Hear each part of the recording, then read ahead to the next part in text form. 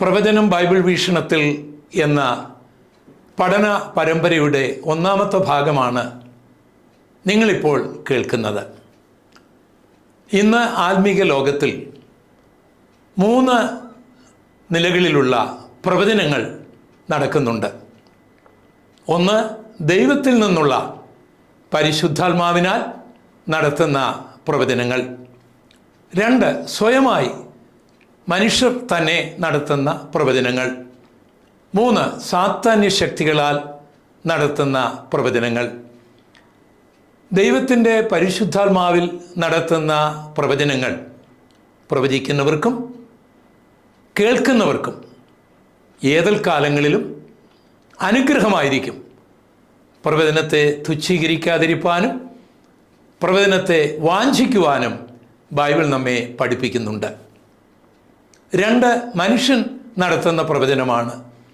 അത് താൽക്കാലികമായി അവർക്ക് നേട്ടം ഉണ്ടാകുമെങ്കിലും കേൾക്കുന്നവർക്ക് പ്രയോജനമുണ്ടാകുകയില്ല. പ്രവാചകന് പിൽക്കാലങ്ങളിൽ വലിയ ദോഷമുണ്ടാകുവാൻ സാധ്യതയും ഉണ്ട്. സാത്താന്യ ശക്തികളാൽ നടത്തുന്ന പ്രവചനങ്ങൾ അത് ഏറ്റവും അപകടകരമായ പ്രവചന ശുശ്രൂഷയാണ്. കാരണം പ്രവാചകൻ്റെ നിത്യത തന്നെ നഷ്ടപ്പെടുകയാണ്. അറുക്കുവാനും മുടിക്കുവാനും മോക്ഷിക്കുവാനും വരുന്ന തന്ത്രശാലിയായ പിശാചിൻ്റെ ശബ്ദം കേട്ടാൽ അതിൻ്റെ കഷ്ടതകളും നഷ്ടങ്ങളും വേദനകളും അങ്ങനെയുള്ള പ്രവചനം കേൾക്കുന്നവർ അനുഭവിക്കേണ്ടി വരും എന്നുള്ളതിലും യാതൊരു സംശയവുമില്ല. അതുകൊണ്ട് നാം കേൾക്കുന്ന പ്രവചന ശബ്ദങ്ങൾ ദൈവത്തിൽ നിന്നാണോ എന്ന് നാം പരിശോധിക്കേണ്ടതായിട്ടുണ്ട്. ഇന്ന് നമ്മൾ ചിന്തിക്കുവാൻ പോകുന്നത് ദൈവം തൻ്റെ ദാസന്മാരിലൂടെ നടത്തുന്ന പ്രവചനത്തെക്കുറിച്ചാണ്, പ്രവചന ശുശ്രൂഷയെക്കുറിച്ചാണ്. ബൈബിൾ നമ്മൾ പഠിക്കുകയാണെങ്കിൽ ദൈവം ധാരാളം പ്രവാചകന്മാരെയും പ്രവാചികമാരെയും എഴുന്നേൽപ്പിച്ചിട്ടുണ്ട്. അതിലാദ്യമായി നമ്മൾ കാണുന്നത് ഹാനോക്കിനെയാണ്. പഴയ നിയമത്തിൽ നാം കാണുന്ന ആദ്യത്തെ പ്രവാചകനാണ് ഹാനോക്ക്. അത് നമ്മൾ യൂദായുടെ ലേഖനം 14-ാം വാക്യത്തിൽ വായിക്കുന്നു. ആദാം മുതൽ 7-ാമനായ ഹാനോക്കും ഇവരെക്കുറിച്ച്, ഇതാ കർത്താവ് എല്ലാവരെയും വിധിപ്പാനും അവർ അഭക്തിയോട് ചെയ്ത ഭക്തിവിരുദ്ധമായ സകല പ്രവൃത്തികളും നിമിത്തം ഭക്തികെട്ട പാപികൾ തൻ്റെ നേരെ പറഞ്ഞ സകല നിഷ്ഠൂരങ്ങൾ നിമിത്തവും ഭക്തികെട്ടവരെയൊക്കെയും ബോധം വരുത്തുവാനും 1000 വിശുദ്ധന്മാരോടുകൂടി വന്നിരിക്കുന്നു. തുടർന്ന് ഹാനോക്ക് തുടങ്ങി മലാക്കി വരെ അനേക പ്രവാചകന്മാരുടെ ഒരു നിര തന്നെ നമുക്ക് കാണുവാനായി കഴിയും. പരിശുദ്ധാത്മാവ് അവരെ ശക്തമായിട്ട് ഉപയോഗിക്കുകയായിരുന്നു. പുതിയ നിയമത്തിലേക്ക് നാം വരുമ്പോൾ നമ്മുടെ വാഴ്ത്തപ്പെട്ടവനായ കർത്താവ് തൻ്റെ തിരുസഭയ്ക്ക് പ്രവാചകന്മാരെ കൊടുക്കുന്നതായിട്ട് നമ്മൾ എഫെസ്യർക്ക് എഴുതിയ ലേഖനം 4-ാം അധ്യായത്തിൻ്റെ 11 മുതലുള്ള വചനങ്ങളിൽ വായിക്കുന്നുണ്ട്. അവൻ ചിലരെ അപ്പോസ്തലന്മാരായും ചിലരെ പ്രവാചകന്മാരായും ചിലരെ സുവിശേഷകന്മാരായും ചിലരെ ഇടയന്മാരായും ഉപദേഷ്ടാക്കന്മാരായും നിയമിച്ചിരിക്കുന്നു. ക്രിസ്തുവിൻ്റെ സഭയ്ക്ക് പ്രവാചകന്മാരുണ്ട്. അത് ദൈവം നിയോഗിച്ചതാണ്. കാരണം പുതിയ നിയമസഭയ്ക്ക് പ്രവചന ശുശ്രൂഷ വളരെ പ്രധാനപ്പെട്ടതാണ്. പ്രവാചകന്മാർ മാത്രമല്ല, പ്രവാചികമാരും ദൈവസഭയ്ക്കുണ്ട് എന്ന് വിശുദ്ധ ബൈബിളിൽ നമുക്ക് വായിക്കുവാനായിട്ട് കഴിയും. അപ്പോസ്തല പ്രവർത്തികളുടെ പുസ്തകം 21-ാം അധ്യായത്തിൻ്റെ 8-ാം വാക്യത്തിൽ നാം ഇങ്ങനെ വായിക്കുന്നു. പിറ്റേന്നാൾ ഞങ്ങൾ പുറപ്പെട്ട് കൈസരയിലെത്തി. 7-രിൽ ഒരുവനായ ഫിലിപ്പോസ് എന്ന സുവിശേഷകൻ്റെ വീട്ടിൽ ചെന്നു. അവനോടുകൂടി പാർത്തു. അവന് കന്യകമാരും പ്രവചിക്കുന്നവരുമായി 4 പുത്രിമാർ ഉണ്ടായിരുന്നു. ഞങ്ങൾ അവിടെ വളരെ ദിവസം പാർത്തിരിക്കുമ്പോൾ അഗബോസ് എന്നൊരു പ്രവാചകൻ യഹൂദയിൽ നിന്ന് വന്നു. ഇവിടെ നമ്മൾ വായിക്കുന്നത് ഫിലിപ്പോസിൻ്റെ 4 പെൺമക്കൾ പ്രവാചികമാരായിരുന്നു. അവിടെ അപ്പോസ്തലനായ പൗലോസ് ചില ദിവസങ്ങൾ താമസിക്കുകയാണ്. അവിടെ യെരുശലേമിൽ നിന്ന്, യഹൂദയിൽ നിന്ന് മറ്റൊരു പ്രവാചകനും കൂടി വരുന്നുണ്ട്. അദ്ദേഹത്തിൻ്റെ പേര് അഗബോസ് എന്നാണ്. പുതിയ നിയമസഭയ്ക്ക് പ്രവാചകന്മാരും പ്രവാചികമാരും ഉണ്ട്. അത് ദൈവത്താൽ, ദൈവത്തിൻ്റെ പരിശുദ്ധാത്മാവിനാൽ നിയോഗിക്കപ്പെട്ടവരാണ്. എന്നാൽ ചിലർ ചോദിക്കുന്നു, പ്രവചനവരം നീങ്ങിപ്പോകുകയില്ലേ? നിശ്ചയമായിട്ടും നീങ്ങിപ്പോകും. അത് സംബന്ധിച്ച് കൊരിന്ത്യർക്ക് എഴുതിയ 1 ലേഖനം 13:8 മുതലുള്ള വചനങ്ങളിൽ എഴുതിയിട്ടുണ്ട്. സ്നേഹം ഒരു നാളും ഉതിർന്നു പോകുകയില്ല. പ്രവചനപരമോ അത് നീങ്ങിപ്പോകും, ഭാഷാപരമോ അത് നിന്നു പോകും, ജ്ഞാനമോ അത് നീങ്ങിപ്പോകും. അംശമായി മാത്രം നാം അറിയുന്നു, അംശമായി മാത്രം നാം പ്രവചിക്കുന്നു. പൂർണ്ണമായത് വരുമ്പോഴോ അംശമായത് നീങ്ങിപ്പോകും. നിശ്ചയമായിട്ടും പ്രവചനപരം നീങ്ങിപ്പോകും. അത് പഴയ നിയമകാലത്ത് നീങ്ങിപ്പോയിട്ടില്ല, ഈ കൃപായുഗ കാലത്തും നീങ്ങിപ്പോയിട്ടില്ല. എന്തിനേറെ മഹോപദ്രവ കാലത്ത് പോലും, അഥവാ സഭായുഗം കഴിഞ്ഞും പ്രവാചകന്മാർ ഉണ്ടാകുമെന്ന് ബൈബിൾ പഠിപ്പിക്കുന്നു. അത് നാം വിശുദ്ധ ബൈബിളിലെ വെളിപ്പാട് പുസ്തകം 11 അധ്യായത്തിൻ്റെ 3 വാക്യത്തിൽ വായിക്കുന്നു. ദൈവം പറയുകയാണ്, ഞാൻ എൻ്റെ 2 സാക്ഷികൾക്ക് വരം നൽകും. അവർ രട്ടുടുത്തും കൊണ്ട് 1210 ദിവസം പ്രവചിക്കും. ഇവിടെ മഹോപദ്രവകാലത്ത് നടക്കുന്ന പ്രവചന ശുശ്രൂഷയെക്കുറിച്ചാണ് രേഖപ്പെടുത്തിയിരിക്കുന്നത്. അപ്പോൾ പഴയ നിയമകാലത്ത് പ്രവചനങ്ങൾ ഉണ്ടായിരുന്നു. ഈ കൃപായുഗത്തിൽ, സഭായുഗത്തിലും പ്രവചനമുണ്ട്.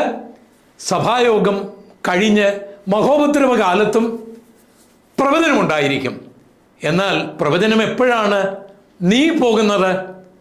അംശമായത്, ഭാഗികമായി നമ്മുടെ അറിവ് അതിൻ്റെ പൂർണ്ണതയിലേക്ക് എത്തുമ്പോൾ, പൂർണ്ണമായത് വരുമ്പോൾ പിന്നെ പ്രവചനത്തിൻ്റെ ആവശ്യമില്ല. ദൈവത്തിൻ്റെ സമ്പൂർണമായ ഭരണത്തിൻ്റെ കീഴിൽ മനുഷ്യരാകുമ്പോൾ, ആ യുഗം വെളിപ്പെടുമ്പോൾ പിന്നെ നമുക്ക് പ്രവചനപരത്തിൻ്റെ ആവശ്യമില്ല. ദൈവത്തെ നമ്മൾ നേരിട്ട് കാണുകയാണ്, ദൈവത്തോട് നമ്മൾ നേരിട്ട് സംസാരിക്കുകയാണ്, ദൈവത്തിൻ്റെ സാന്നിധ്യം നമുക്ക് നേരിട്ട് അനുഭവിക്കുകയാണ്. ആ കാലഘട്ടത്തിൽ പ്രവചനപരം ഉണ്ടാകുകയില്ല എന്നാണ് ധന്യനായ പൗലോസ്ലീഹ ഇവിടെ ഓർപ്പിക്കുന്നത്. അതുകൊണ്ട് പ്രിയപ്പെട്ടവരെ, പ്രവാചകന്മാരുണ്ട്, പ്രവാചകിമാരുണ്ട്. പുതിയ നിയമസഭയ്ക്ക് അത് അനിവാര്യമായ ഒരു ശുശ്രൂഷയാണ്. അതുകൊണ്ട് വിശുദ്ധ ബൈബിൾ നമ്മെ പഠിപ്പിക്കുന്നത് ശ്രദ്ധിക്കുക. പ്രവചനപരത്തെ നാം വാഞ്ചിക്കണമെന്നാണ് ബൈബിൾ നമ്മളെ പഠിപ്പിക്കുന്നത്. കൊരിന്ത്യർക്ക് എഴുതിയ 1 ലേഖനം 14 അധ്യായത്തിൻ്റെ 39 വാക്യത്തിൽ നാം ഇങ്ങനെ വായിക്കുന്നു, അതുകൊണ്ട് സഹോദരന്മാരെ, പ്രവചനപരം വാഞ്ചിപ്പീൻ, അന്യഭാഷയിൽ സംസാരിക്കുന്നത് വിലക്കുകയും അരുത്, സകലവും ഉചിതവും ക്രമവുമായി നടക്കട്ടെ. പ്രവചനപരം വാഞ്ചിക്കണം. അന്ത്യകാലത്ത് ദൈവം സകല ജഡത്തിന്മേലും തൻ്റെ ആത്മാവിനെ പകരുമെന്നാണ് വിശുദ്ധ ബൈബിൾ നമ്മെ പഠിപ്പിക്കുന്നത്. പ്രവൃത്തികളുടെ പുസ്തകം 2 അധ്യായത്തിൻ്റെ 17 മുതലുള്ള വചനങ്ങൾ, അന്ത്യകാലത്ത് ഞാൻ സകല ജഡത്തിൽ മേലും എൻ്റെ ആത്മാവിനെ പകരും. നിങ്ങളുടെ പുത്രന്മാരും പുത്രിമാരും പ്രവചിക്കും, നിങ്ങളുടെ യൗവനക്കാർ ദർശനങ്ങളെ ദർശിക്കും, നിങ്ങളുടെ വൃദ്ധന്മാർ സ്വപ്നങ്ങൾ കാണും. എൻ്റെ ദാസന്മാരുടെ മേലും ദാസിമാരുടെ മേലും കൂടെ ഞാൻ ആ നാളുകളിൽ എൻ്റെ ആത്മാവിനെ പകരും, അവരും പ്രവചിക്കും. പ്രിയപ്പെട്ടവരെ, കർത്താവിൻ്റെ വരവ് അടുത്തിരിക്കുന്ന ഈ കാലയളവിൽ പ്രവചനവരത്തിനു വേണ്ടി നമുക്ക് വാഞ്ചിക്കാം, അതിനുവേണ്ടി നമുക്ക് പ്രാർത്ഥിക്കാം, അതിനായി നമുക്ക് ജനത്തെ ഉത്സാഹിപ്പിക്കാം. ദൈവം ഉപയോഗിക്കുന്ന പ്രവാചകന്മാരെയും പ്രവാചികമാരെയും അവരെ ആദരിക്കാം. അത് നമുക്ക് വളരെ അനുഗ്രഹമായിരിക്കും. ദൈവത്തിന് മഹത്വം ഉണ്ടാകുമാറാകട്ടെ. ഇന്നത്തെ പ്രവചനങ്ങൾ ബൈബിൾ വീക്ഷണത്തിൽ എന്ന പഠന പരമ്പരയുടെ രണ്ടാമത്തെ ഭാഗമാണ് ഇന്ന് നിങ്ങൾ കേൾക്കുവാനായി പോകുന്നത്. ഇന്ന് നമുക്ക് 3 നിലയിലുള്ള പ്രവചനങ്ങൾ കേൾക്കുവാനായി കഴിയും. ദൈവത്തിൻ്റെ പരിശുദ്ധാത്മാവിൽ നടത്തുന്ന പ്രവചനങ്ങൾ, മനുഷ്യൻ സ്വയമായി നടത്തുന്ന പ്രവചനങ്ങൾ, മനുഷ്യൻ പിശാചിൻ്റെ ആത്മാവിൽ നടത്തുന്ന പ്രവചനങ്ങൾ. ഇത് 3ഉം നാം തിരിച്ചറിഞ്ഞാൽ നമ്മുടെ ശരീരത്തിനും മനസ്സിനും ആത്മാവിനും, കുടുംബജീവിതമുണ്ടെങ്കിൽ കുടുംബജീവിതത്തിനും, ജോലിയുണ്ടെങ്കിൽ ജോലിക്കും, ശുശ്രൂഷയുണ്ടെങ്കിൽ ശുശ്രൂഷയ്ക്കും അനുഗ്രഹമായി തീരും.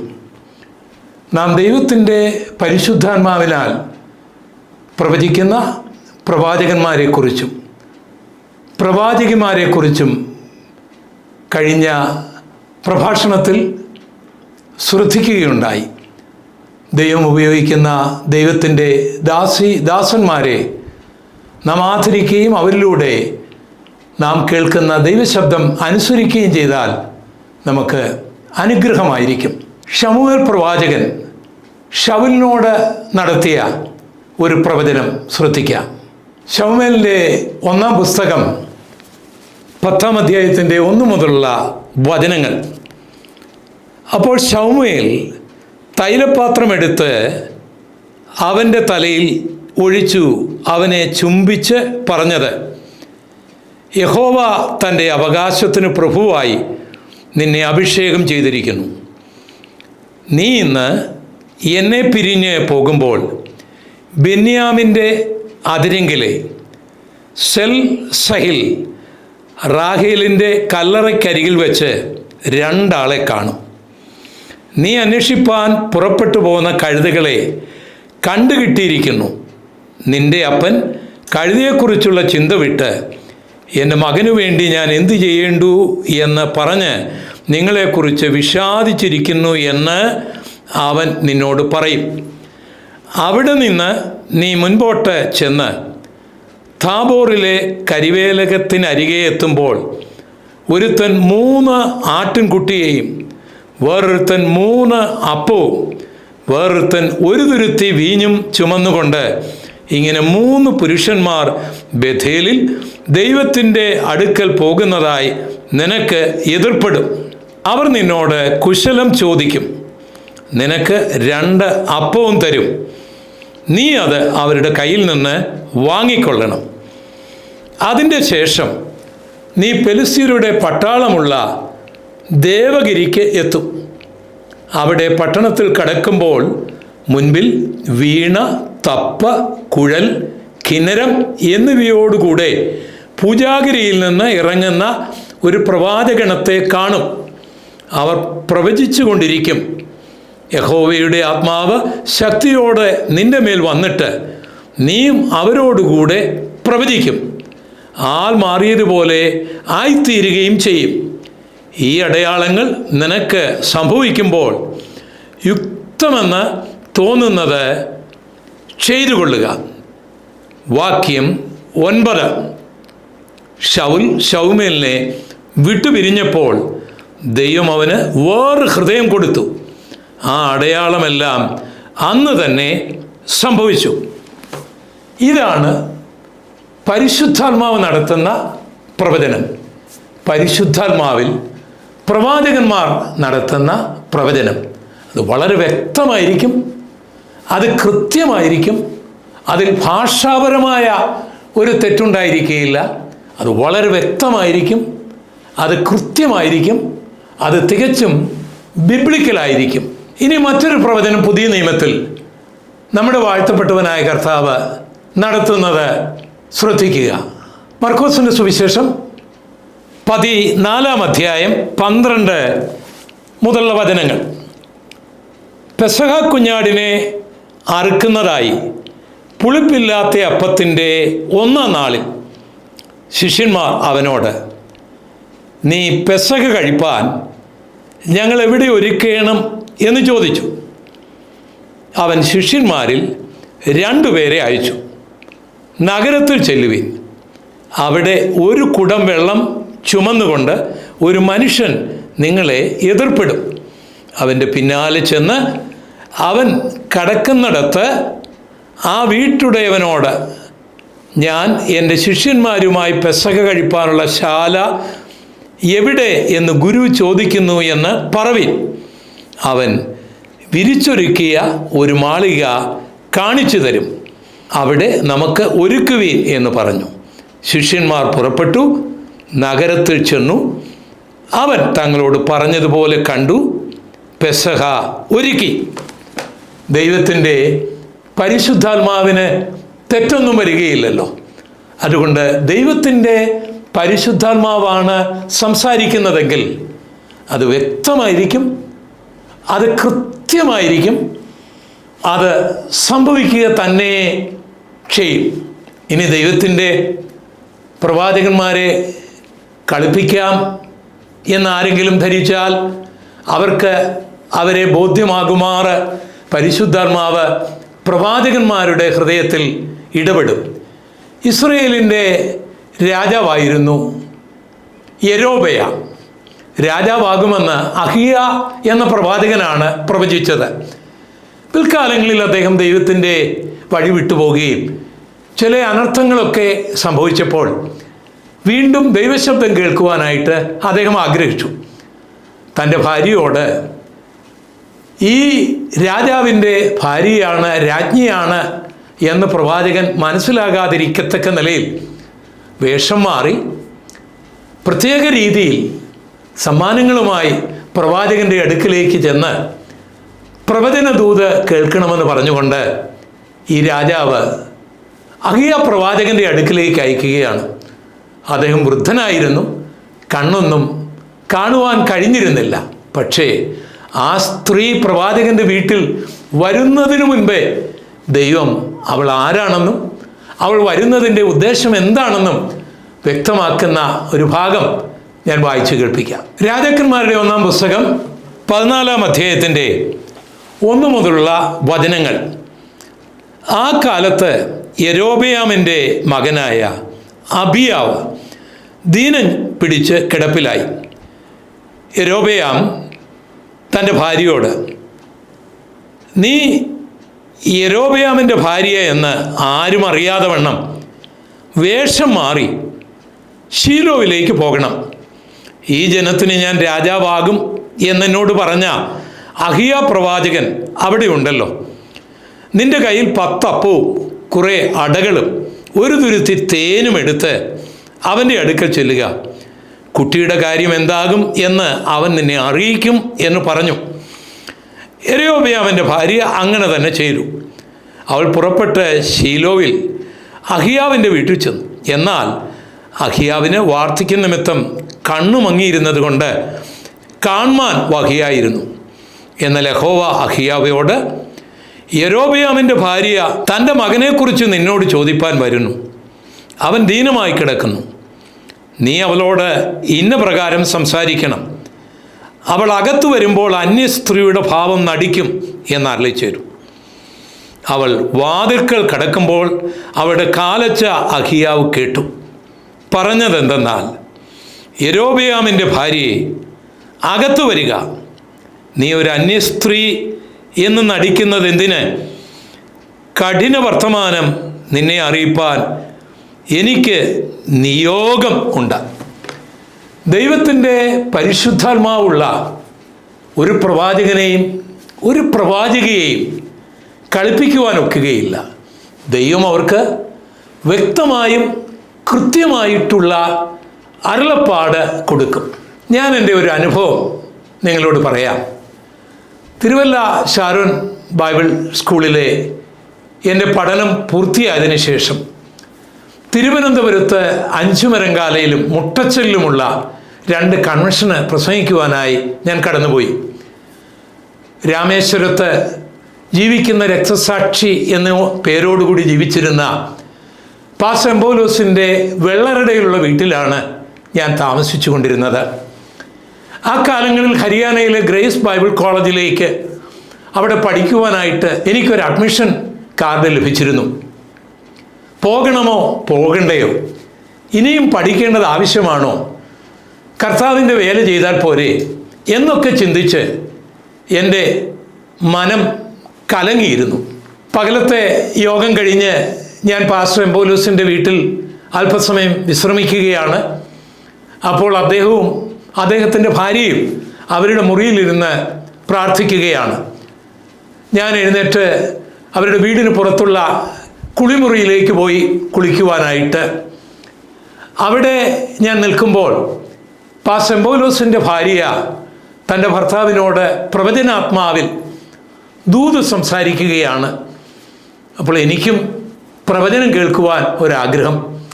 പക്ഷേ അത് മനുഷ്യനിൽ നിന്നാണോ പിശാചിൽ നിന്നാണോ സാത്താനിൽ നിന്നാണോ എന്ന് തിരിച്ചറിയാനും കഴിയുകയില്ല. ആ കുളിമുറിയിൽ നിന്നുകൊണ്ട് ഞാനിങ്ങനെ പ്രാർത്ഥിച്ചു, ദൈവമേ, അങ്ങയുടെ പ്രവചനം ഞാൻ വിശ്വസിക്കുന്നു, അത് തുച്ഛീകരിക്കുവാൻ എനിക്കിടയാകരുതേ. എന്നാൽ ഈ സഹോദരിയിലൂടെ സംസാരിക്കുന്നത് ദൈവമാണോ പരിശുദ്ധാത്മാവാണോ പിശാചാണോ എന്ന് ഗ്രഹിക്കാൻ എനിക്ക് കഴിവില്ല, എനിക്കറിഞ്ഞുകൂടാ. അതുകൊണ്ട് ദൈവമായ കർത്താവേ, എന്നോട് ക്ഷമിക്കണം. അവിടുത്തെ പരിശുദ്ധാത്മാവാണ് ആ സഹോദരിയിലൂടെ സംസാരിക്കുന്നതെങ്കിൽ ഞാൻ ഹരിയാനയിൽ പോകുന്ന ദൈവഗീതമാണോ അല്ലയോ എന്ന് ആ സഹോദരിയിലൂടെ ഇപ്പോൾ എന്നോട് സംസാരിക്കണമേ എന്ന് ഞാൻ എൻ്റെ ഉള്ളത്തിൽ പറഞ്ഞു. ഞാൻ കുളിമുറിയിലാണെന്ന് ആ സഹോദരിക്ക് അറിഞ്ഞുകൂടാ. അവർ പ്രാർത്ഥിക്കുന്നത് കൊണ്ട് അവരുടെ മുറിയിലാണെന്ന് എനിക്കറിയാം. ഇതെൻ്റെ മനസ്സിൽ പറഞ്ഞ ഉടനെ തന്നെ ഈ ഭവനത്തിൽ കടന്നു വന്ന ദൈവത്തിൻ്റെ ദാസനെ, നിന്നോടുള്ള ദൈവത്തിൻ്റെ അരുളപ്പാട് കേൾക്കുവാനായിട്ട് വരിക എന്ന് വിളിച്ചു പറഞ്ഞു. ഞാൻ വേഗം കുളിമുറിയിൽ നിന്ന് പുറത്തു ചാടി അടഞ്ഞു കിടന്നിരുന്ന അവരുടെ വാതിൽ തള്ളിത്തുറന്ന് അവരുടെ മുൻപിൽ ദൈവസന്നിധിയിൽ മുട്ടുകുത്തി. പരിശുദ്ധാത്മാവ് എന്നോട് സംസാരിക്കുകയും ആ കൺവെൻഷൻ കഴിഞ്ഞതിൻ്റെ അടുത്ത തിങ്കളാഴ്ച ഞാൻ ഹരിയാനയിലേക്ക് അവിടുന്ന് യാത്ര പുറപ്പെടുകയും ചെയ്തു. അപ്പോൾ പരിശുദ്ധാത്മാവ് വളരെ വ്യക്തമായും കൃത്യമായും സംസാരിക്കും. അതുകൊണ്ട് ഒരാൾ ദൈവത്തിൻ്റെ ആത്മാവിലാണോ അതോ സ്വയമായിട്ടാണോ അതോ ദുരാത്മാവിൻ്റെ ശക്തിയാലാണോ എന്ന് അറിയാൻ കഴിയുന്നില്ലെങ്കിൽ നിങ്ങൾ വളരെ വിനീതനായിട്ട് ദൈവത്തോട് ഇങ്ങനെ അപേക്ഷിക്കുക, ദൈവമേ, അങ്ങയുടെ പ്രവചനം എനിക്ക് തുച്ഛീകരിക്കുവാൻ ഇടയാകരുതേ. അങ്ങയുടെ ആത്മാവിനെ ഒരിക്കലും പരീക്ഷിക്കുവാനും എനിക്ക് ഇടയാകരുതേ. എന്നാൽ ഇത് ദൈവത്തിൽ നിന്നാണോ പിശാചിൽ നിന്നാണോ മനുഷ്യനിൽ നിന്നാണോ എന്നെനിക്ക് തിരിച്ചറിയുവാൻ കഴിവില്ലാത്തതുകൊണ്ട് അവിടുത്തെ പരിശുദ്ധാത്മാവാണ് ഈ വ്യക്തിയിലൂടെ സംസാരിക്കുന്നതെങ്കിൽ ഈ കാര്യം വെളിപ്പെടുത്തണമേ എന്ന് പറഞ്ഞുകൊണ്ട് നിങ്ങളുടെ മനസ്സിൽ ആ പ്രവാചകനോ പ്രവാചകയോ ഒരിക്കലും ചിന്തിക്കാത്ത ഒരു മേഖലയിലേക്ക് നിങ്ങളുടെ മനസ്സിനെ കൊണ്ടുവന്ന് അത് നിങ്ങളുടെ ഓർമ്മയിലേക്ക് കൊണ്ടുവരിക. പരിശുദ്ധാത്മാവാണെങ്കിൽ കൃത്യമായി പറഞ്ഞിരിക്കും, മകനെ മകളെ, ഇത് ദൈവാത്മാവാണോ എന്ന് തിരിച്ചറിയേണ്ടതിന് നീ ഇപ്പോൾ നിന്റെ മനസ്സിൽ ഇത് ചിന്തിക്കുന്നു എന്ന് പറഞ്ഞിരിക്കും. പരിശുദ്ധാത്മാവല്ലെങ്കിൽ പ്രവചനം ഇങ്ങനെ പറഞ്ഞുകൊണ്ടേയിരിക്കും. അപ്പോൾ നിങ്ങൾക്ക് ബോധ്യമാകും ഇത് ദൈവത്തിൻ്റെ ആത്മാവിൽ നിന്ന് അല്ല എന്ന്. ദൈവത്തിൻ്റെ ആത്മാവിൽ നിന്നല്ലാതെ സ്വയമായിട്ടോ പൈശാചികമായിട്ടോ പറയുന്ന ദൂതുകൾ സ്വീകരിച്ചാൽ കുടുംബജീവിതം തകരാം, ജോലി നഷ്ടപ്പെടാം, സഭയിൽ കലഹമുണ്ടാക്കാം, കുടുംബത്തിൽ അന്ധകാരത്തിൻ്റെ തേർവാഴ്ചകൾ ഉണ്ടാക്കാം. എന്നാൽ ദൈവത്തിൻ്റെ ആത്മാവാണ് പറയുന്നതെങ്കിൽ നമ്മുടെ സമസ്ത മേഖലകളും അനുഗ്രഹിക്കപ്പെടും. അതുകൊണ്ട് ബൈബിൾ പറയുന്ന വചനം ശ്രദ്ധിക്കുക. യോഹന്നാന്റെ 1-ാം ലേഖനം 4-ാം അധ്യായത്തിൻ്റെ 1 മുതലുള്ള വചനങ്ങൾ. പ്രിയമുള്ളവരെ, കള്ളപ്രവാചകന്മാർ പലരും ലോകത്തിലേക്ക് പുറപ്പെട്ടിരിക്കുകയാൽ ഏതാത്മാവിനെയും വിശ്വസിക്കാതെ ആത്മാക്കൾ ദൈവത്തിൽ നിന്ന് ഉള്ളവയോ എന്ന് ശോധന ചെയ്യുവീൻ. പ്രവാചകന്മാരും പ്രവാചകിമാരും പ്രവചനം കേൾക്കുന്ന നമ്മളും ഇത് ദൈവത്തിൽ നിന്നാണോ എന്ന് ശോധന ചെയ്യണം.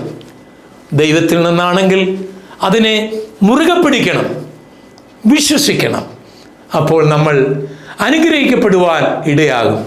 മനുഷ്യനിൽ നിന്നാണെങ്കിൽ പിശാചിൽ നിന്നാണെങ്കിൽ അതിനെ ശാസിച്ച് അകറ്റിയിരിക്കണം.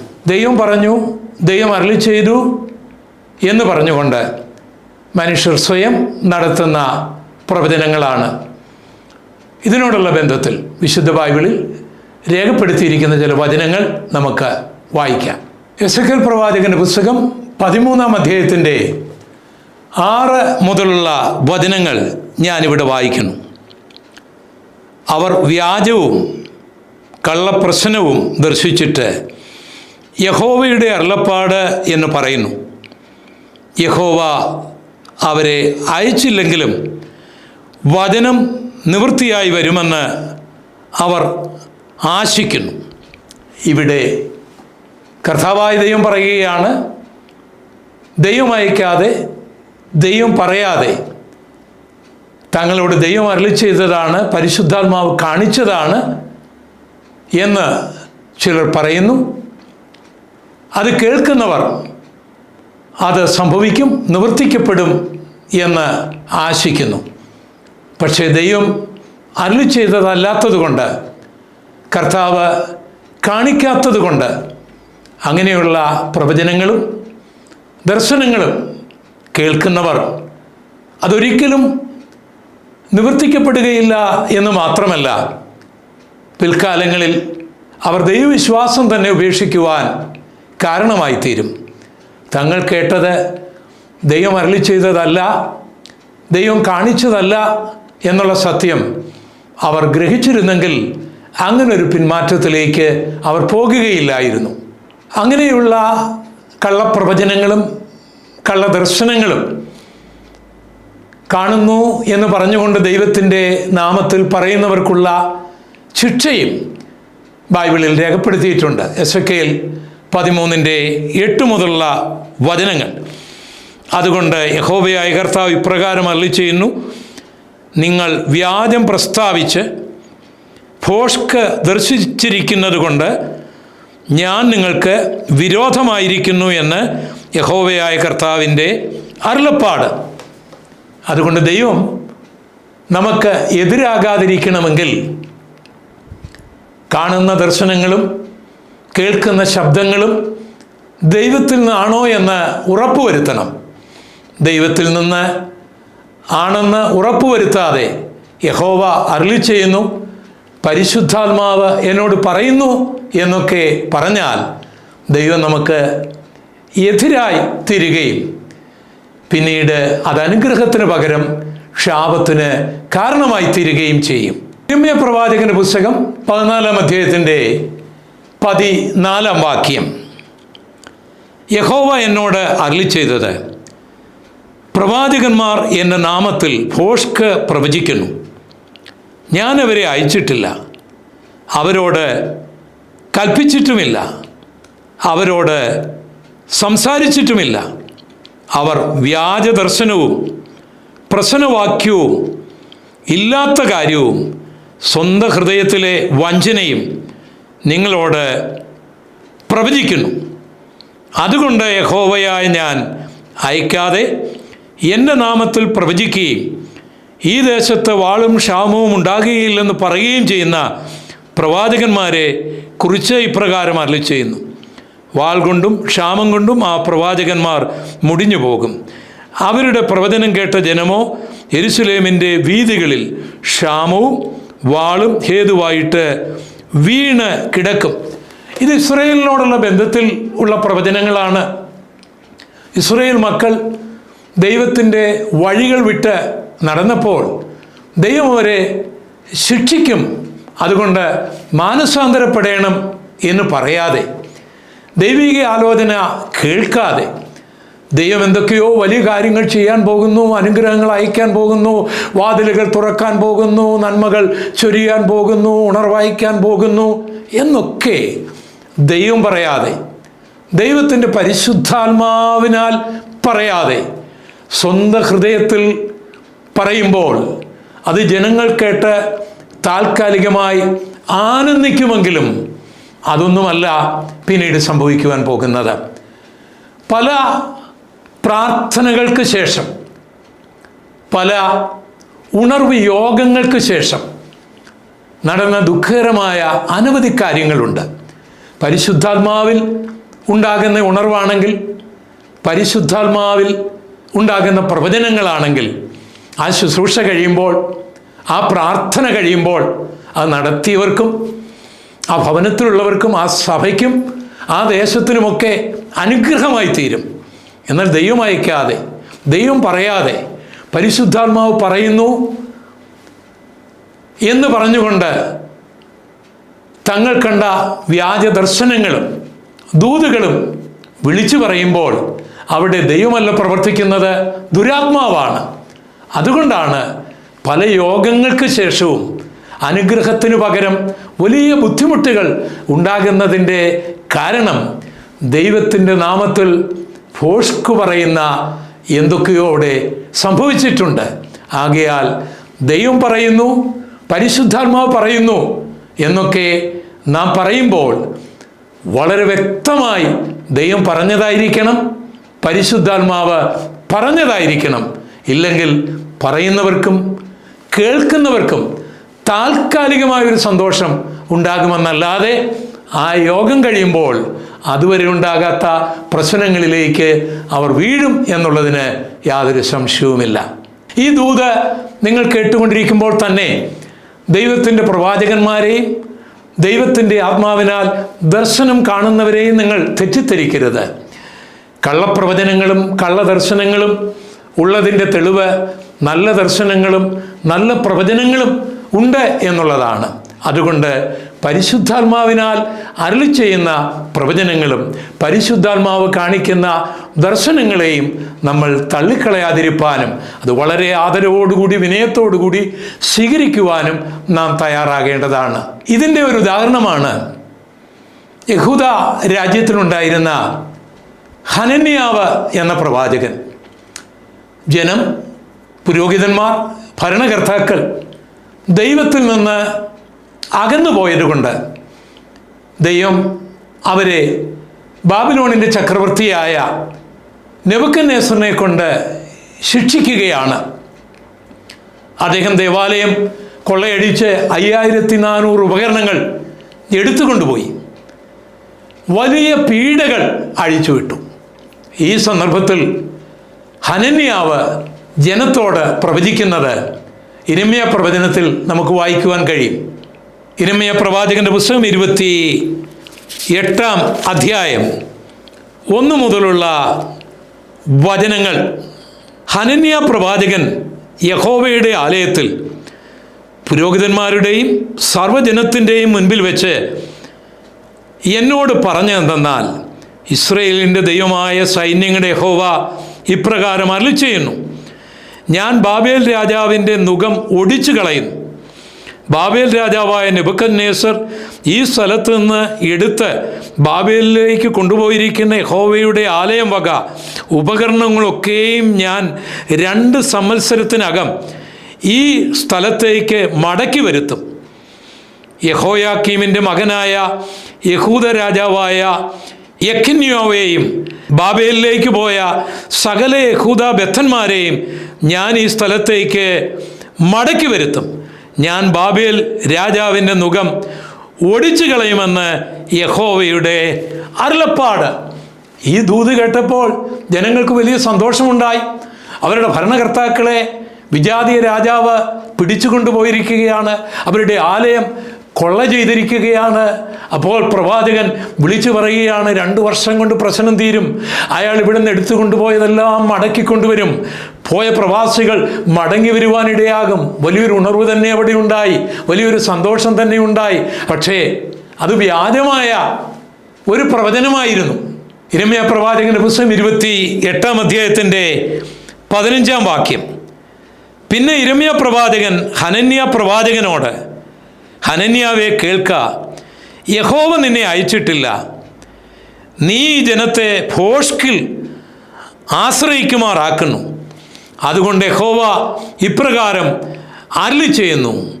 ഇവിടെ ഹനന്യാവ് ജനത്തെ ഭോഷ്കിൽ വിശ്വസിപ്പിക്കുകയാണ്.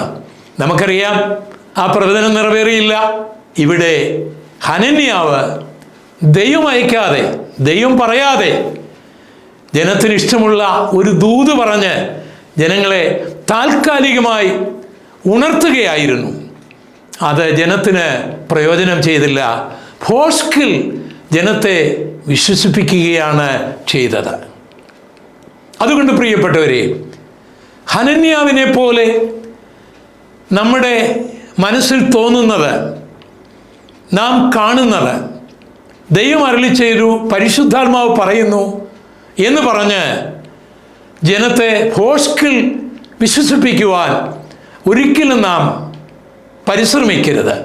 അത് നമുക്കും കേൾക്കുന്നവർക്കും പ്രയോജനമുണ്ടാകുകയില്ല എന്ന് മാത്രമല്ല, കനത്ത ശിക്ഷയ്ക്ക് പാത്രീഭൂതരായി തീരേണ്ടി വരുമെന്നുള്ളതും ഇവരുടെയൊക്കെ ചരിത്രം പഠിച്ചാൽ നമുക്ക് മനസ്സിലാക്കുവാനായിട്ട് കഴിയും.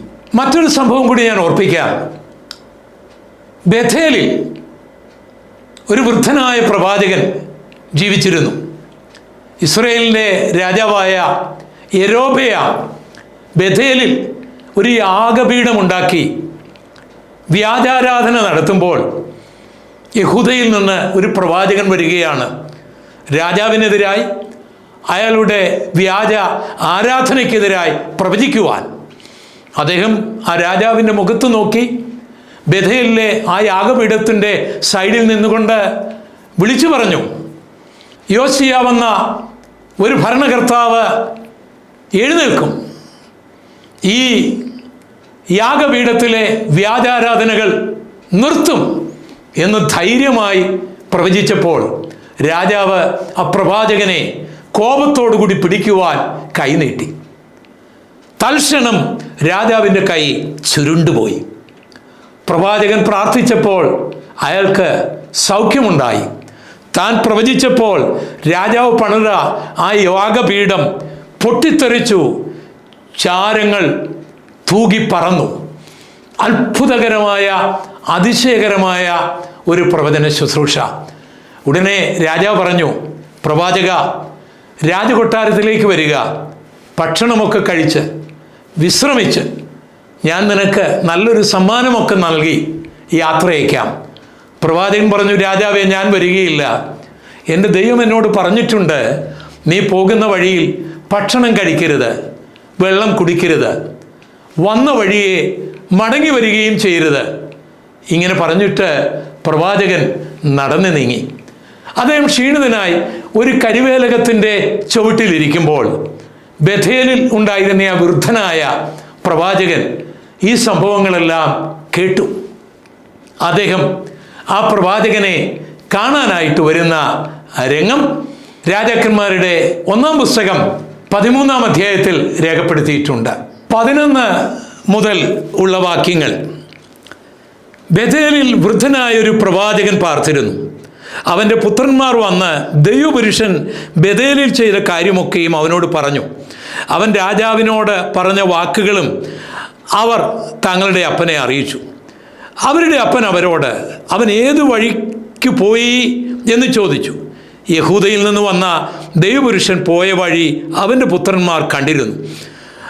അവൻ തൻ്റെ പുത്രന്മാരോട്, കഴുതയ്ക്ക് കോപ്പിട്ട് തരുവീൻ എന്ന് പറഞ്ഞു. അവർ കഴുതയ്ക്ക് കോപ്പിട്ട് കൊടുത്തു. അവൻ അതിൻ്റെ പുറത്ത് കയറി ദൈവപുരുഷൻ്റെ പിന്നാലെ ചെന്നു. അവനൊരു കരിവേലകത്തിന് കീഴിൽ ഇരിക്കുന്നത് കണ്ടു. നീ യഹൂദയിൽ നിന്ന് വന്ന ദൈവപുരുഷനോ എന്നവനോട് ചോദിച്ചു. അവൻ അതെ എന്ന് പറഞ്ഞു. അവൻ അവനോട്, നീ എന്നോടുകൂടി വീട്ടിൽ വന്ന് ഭക്ഷണം കഴിക്കണം എന്ന് പറഞ്ഞു. അതിനവൻ, എനിക്ക് നിന്നോടുകൂടി പോരുകയോ നിന്റെ വീട്ടിൽ കയറുകയോ ചെയ്തുകൂടാ. ഞാൻ ഈ സ്ഥലത്ത് വെച്ച് നിന്നോടുകൂടി അപ്പം തിന്നുകയില്ല, വെള്ളം കുടിക്കുകയില്ല.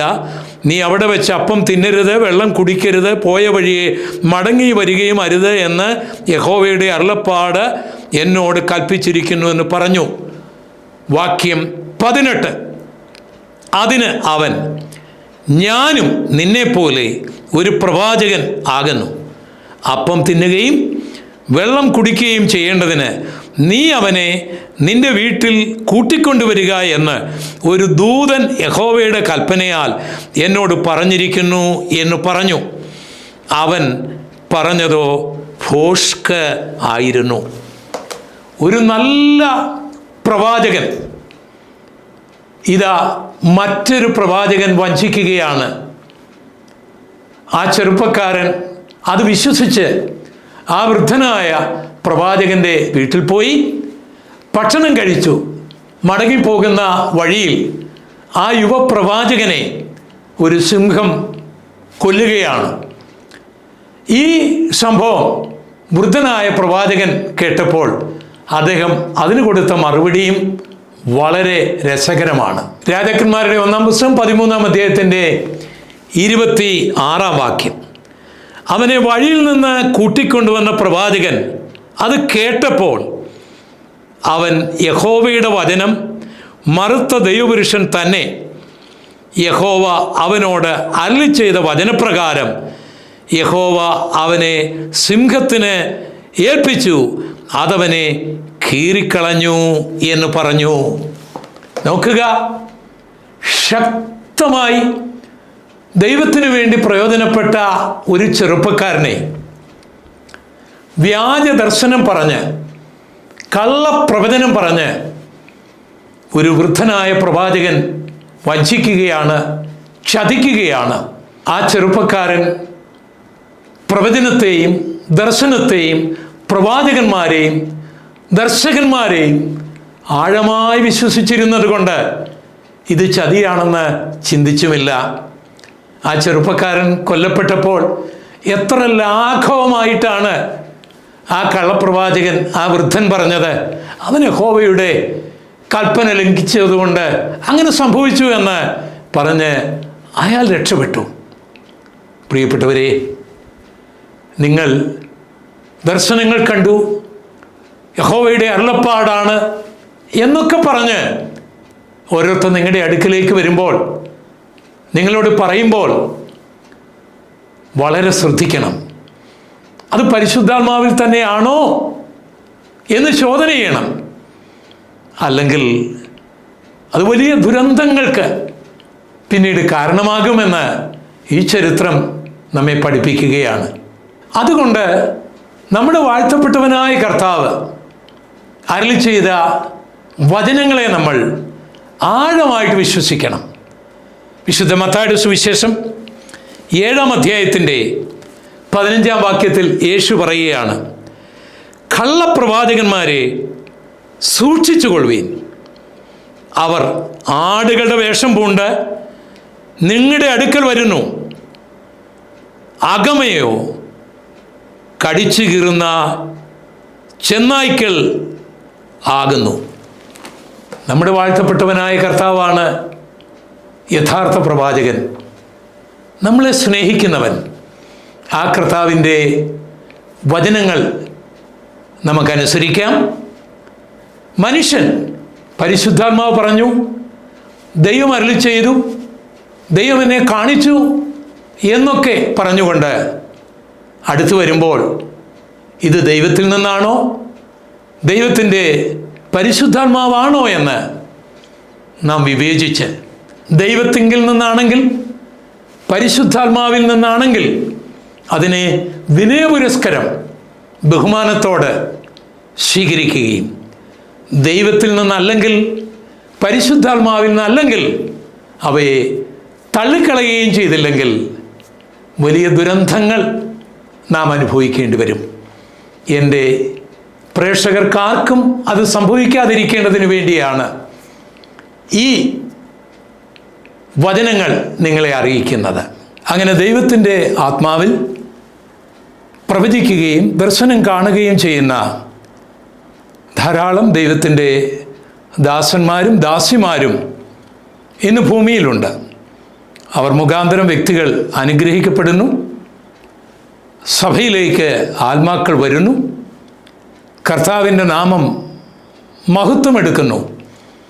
അങ്ങനെയുള്ള പ്രവചനങ്ങളെ തുച്ഛീകരിക്കരുതെന്നും അങ്ങനെ ശുശ്രൂഷ ചെയ്യുന്നവരെ ആദരിക്കണമെന്നും ബഹുമാനിക്കണമെന്നും ബൈബിൾ നമ്മളെ ഉപദേശിക്കുന്നു.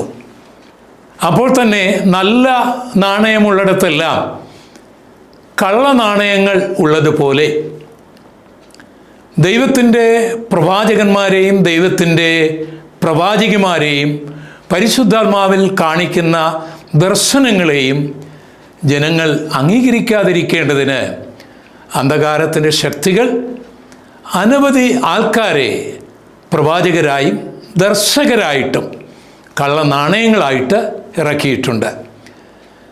ദൈവം അയക്കാതെ സ്വയം ദൈവം അരുളി ചെയ്തു, പരിശുദ്ധാത്മാവ് പറയുന്നു എന്ന് പറഞ്ഞ് പ്രവചിക്കുന്ന, ദർശനങ്ങൾ കണ്ടു എന്ന് പറയുന്ന മാനുഷിക പ്രവചനങ്ങൾ.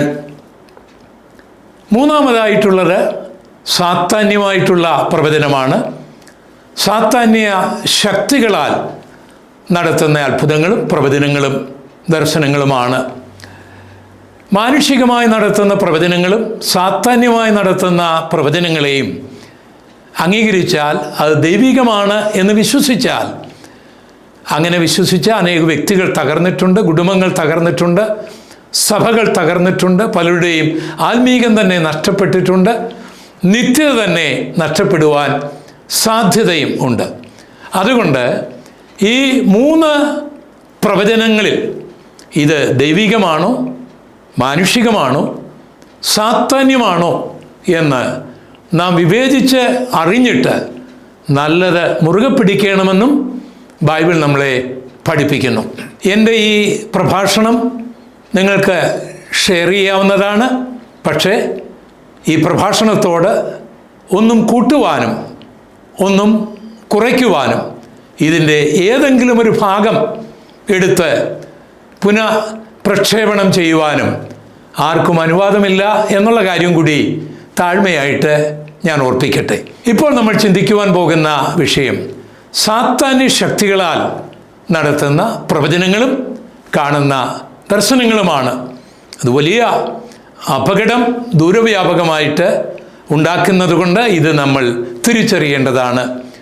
ഇത് സംബന്ധിച്ച് നമ്മുടെ വാഴ്ത്തപ്പെട്ടവനായ കർത്താവായ യേശു ക്രിസ്തു നമ്മോട് അരുളി ചെയ്ത ഒരു വചനം തന്നെ നമുക്ക് ചിന്തിക്കാം. മത്തായിയുടെ സുവിശേഷം 24-ാം അധ്യായത്തിൻ്റെ 24 മുതലുള്ള വചനങ്ങൾ യേശു പറയുകയാണ്. കള്ളക്രിസ്തുക്കളും കള്ളപ്രവാചകന്മാരും എഴുന്നേറ്റ് കഴിയുമെങ്കിൽ വൃദ്ധന്മാരെയും തെറ്റിപ്പാനായി വലിയ അടയാളങ്ങളും അത്ഭുതങ്ങളും കാണിക്കും. ഓർത്തുകൊള്ളുവീൻ, ഞാൻ മുൻപ് കൂട്ടി നിങ്ങളോട് പറഞ്ഞിരിക്കുന്നു. ഇവിടെ നമ്മുടെ വാഴ്ത്തപ്പെട്ടവനായ കർത്താവ് പറയുകയാണ്, ദൈവത്തിൻ്റെ പ്രവാചകന്മാരും ദൈവത്തിൻ്റെ പ്രവാചകന്മാരും ഉള്ളതുകൊണ്ട് അവരെ നമ്മൾ തെറ്റിദ്ധരിക്കേണ്ടതിനും അവരുടെ ദൂതുകൾ നമ്മൾ കേൾക്കാതിരിക്കേണ്ടതിനും സാത്താനും അവൻ്റെ പ്രവാചകന്മാരെയും പ്രവാചകന്മാരെയും ഇറക്കിയിട്ടുണ്ട്. പ്രവചനങ്ങളും ദർശനങ്ങളും വിശ്വസിക്കുന്ന ദൈവമക്കളുടെ മുൻപിൽ അത്ഭുതങ്ങളും അടയാളങ്ങളും പ്രവചനങ്ങളും സാത്താന്യ ശക്തിയാൽ കാണിക്കുമ്പോൾ അവർ വിശ്വസിക്കുവാൻ സാധ്യതയുണ്ട്. ഇവിടെ യേശു പറയുകയാണ്, കഴിയുമെങ്കിൽ വൃദ്ധന്മാരെ തെറ്റിക്കേണ്ടതിന് വേണ്ടിയാണ് ഈ കള്ളക്രിസ്തുക്കളും കള്ളപ്രവാചകന്മാരും പ്രവചിക്കുന്നതും അത്ഭുതങ്ങളും അടയാളങ്ങളും നടത്തുന്നതും. വൃദ്ധന്മാർ എന്ന് പറയുന്നത് ദൈവത്തിനു വേണ്ടി വേർപെട്ടവർ, ദൈവത്തിനു വേണ്ടി ജീവിക്കുന്നവർ, നിത്യതയ്ക്ക് വേണ്ടി ഒരുങ്ങിയിരിക്കുന്നവർ, പ്രവചനങ്ങളെയും ദർശനങ്ങളെയും വിശ്വസിക്കുന്നവർ, ദൈവത്തെ ഭയപ്പെടുന്നവർ. അങ്ങനെയുള്ളവരെ തെറ്റിക്കുവാനുള്ള വഴി ദൈവമില്ലെന്ന് പറഞ്ഞാൽ, ബൈബിൾ തെറ്റാണെന്ന് പറഞ്ഞാൽ അവരൊരിക്കലും അംഗീകരിക്കുകയില്ല. പ്രവചനത്തിലൂടെ അത്ഭുതങ്ങളിലൂടെ അടയാളങ്ങളിലൂടെ അവരുടെ അടുക്കലേക്ക് ചെന്നാൽ അവരെ വഞ്ചിക്കുവാൻ കഴിയുമെന്ന് മനസ്സിലാക്കിയ സാത്താൻ അവൻ്റെ പ്രവാചകന്മാരെയും പ്രവാചകിമാരെയും ഇറക്കിയിരിക്കുന്നു. അതുകൊണ്ട് കർത്താവ് പറയുകയാണ്, കള്ളപ്രവാചകന്മാരും കള്ളക്രിസ്തുക്കളും വന്ന് വലിയ അത്ഭുതങ്ങളും അടയാളങ്ങളും കാണിക്കും. കഴിയുമെങ്കിൽ വൃദ്ധന്മാരെ തെറ്റിക്കേണ്ടതിന് വേണ്ടിയാണ് ഇതൊക്കെ ചെയ്യുന്നത്. ഓർത്തുകൊള്ളുക, ഇത് ഞാൻ നിങ്ങളോട് മുൻപ് തന്നെ ഓർമ്മിപ്പിച്ചതാണ്. നമ്മുടെ വാഴ്ത്തപ്പെട്ടവനായ കർത്താവായ യേശു ക്രിസ്തുവിൻ്റെ വാക്കുകൾ അതിൻ്റെ ആഴത്തിൽ നാം അംഗീകരിക്കണം, അനുസരിക്കണം, ശ്രദ്ധിക്കണം. ഇല്ലെങ്കിൽ വലിയ അബദ്ധം ജീവിതത്തിൽ സംഭവിക്കുവാൻ സാധ്യതയുണ്ട്. ഇത് മനസ്സിലാക്കുവാനായിട്ട് അപ്പോസ്തലനായ പൗലോസിൻ്റെ ജീവിതത്തിൽ പ്രവചനത്തിലൂടെ തെറ്റിക്കുവാനായി സാത്താൻ പരിശ്രമിച്ച ഒരു ചരിത്രം ബൈബിളിൽ രേഖപ്പെടുത്തിയിട്ടുണ്ട്. പ്രവചനത്തെക്കുറിച്ചും പ്രവചനം തുച്ഛീകരിക്കരുതെന്നും ആത്മാവിനെ കെടുത്തരുതെന്നും ഒക്കെ നമ്മെ പഠിപ്പിച്ചിട്ടുള്ള പൗലോസ് പ്രവചനത്തിൽ വിശ്വസിക്കുന്ന ആളായിരുന്നു, ദർശനത്തിൽ വിശ്വസിക്കുന്ന ആളായിരുന്നു. അതുകൊണ്ട് പ്രവചനത്തിലൂടെ തന്നെ തെറ്റിക്കുവാൻ സാത്താൻ ഒരു വൃഥ പരിശ്രമം നടത്തുകയുണ്ടായി. ഫിലിപ്പിയ എന്ന പട്ടണത്തിൽ പൗലോസും ശീലാസും ചെല്ലുകയാണ്. അവിടെ ക്രൈസ്തവരാരുമില്ല. പരിശുദ്ധാത്മാവിൻ്റെ നിയോഗത്തോടു കൂടിയാണ് ആ പട്ടണത്തിൽ ചെല്ലുന്നത്. അവിടെ അവരെ പരിചയമുള്ള ആരുമില്ല. ഇപ്പോൾ അവരുടെ കാതിൽ ഒരു പ്രവചനം കേൾക്കുകയാണ്. ആരാണ് പ്രവാചകി? എന്താണ് പ്രവചനം? നമുക്ക് നോക്കാം. അപ്പോസ്തലപ്രവൃത്തികളുടെ പുസ്തകം 16-ാം അധ്യായത്തിൻ്റെ 16 മുതലുള്ള വചനങ്ങൾ. ഞങ്ങൾ പ്രാർത്ഥനാ സ്ഥലത്തേക്ക് ചെല്ലുമ്പോൾ വെളിച്ചപ്പാടത്തിയായി ലക്ഷണം പറഞ്ഞ് യജമാനന്മാർക്ക് വളരെ ലാഭം വരുത്തുന്ന ഒരു ബാല്യക്കാരത്തി ഞങ്ങളെ എതിരേറ്റു. അവൾ പൗലോസിൻ്റെയും ഞങ്ങളുടെയും പിന്നാലെ വന്നു. ഈ മനുഷ്യർ അത്യുന്നതനായ ദൈവത്തിൻ്റെ ദാസന്മാർ, രക്ഷാമാർഗം നിങ്ങളോട് അറിയിക്കുന്നവർ എന്ന് വിളിച്ചു പറഞ്ഞു. എത്ര അത്ഭുതകരമാണ് ഈ പ്രവചനം! ഈ പ്രവാചകി ഇവരെ കണ്ടിട്ടില്ല. ആ നാട്ടിലുള്ളവർക്ക് ആർക്കും അപ്പോസ്തലനായ പൗലോസിനെ അറിഞ്ഞുകൂടാ.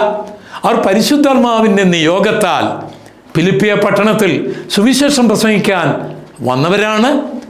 ആ സ്ത്രീ വിളിച്ചു പറയുകയാണ്, ഇവർ അത്യുന്നതനായ ദൈവത്തിൻ്റെ ദാസന്മാരാണ്, രക്ഷാമാർഗം നിങ്ങളോട് അറിയിക്കുവാനായിട്ടാണ് വന്നത്. എത്ര കൃത്യമാണ് ആ പ്രവചനം! എത്ര വ്യക്തമാണ് ആ പ്രവചനം! അത് 100% സത്യമാണ്.